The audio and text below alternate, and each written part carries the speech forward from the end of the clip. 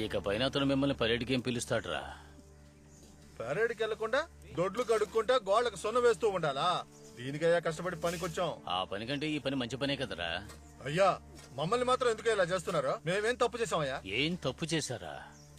వాళ్లకు రావాల్సిన ₹1,00,000 రాబడిని పోగొట్టి ఏం తప్పు చేశామని నన్ను అడుగుతున్నావా? మాకు న్యాయం అనిపించింది, మేము అడగకూడదా? పోలీస్ అంటే ఏమిటి? నీతి, న్యాయం, ధర్మం అని బయట నిలబడి మాట్లాడతారే, అదే విధంగా లోపల కూడా మాట్లాడతారనుకుంటున్నావా? ఇక్కడికి వచ్చి ఎవడైనా అలా మాట్లాడితే బూటుకాలతో తొక్కి చంపేస్తారు. ఇప్పుడు మాత్రం మిమ్మల్ని ఊరికి వదిలేశారనుకుంటున్నావా?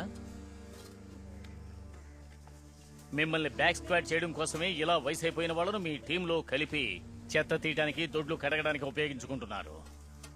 అయ్యా బ్యాక్ స్క్వాడ్ అంటే ఏంటయ్యా? మీ పర్ఫార్మెన్స్ సరిగా లేదు, మీ పరేడ్ సరిగా లేదని మిమ్మల్ని ట్రైనింగ్ లో ఫెయిల్ చేస్తారు. బ్యాక్ స్క్వాడ్ అని చెప్పి మీకు ఇంకో 3 నెలలు ట్రైనింగ్ ఇస్తారు.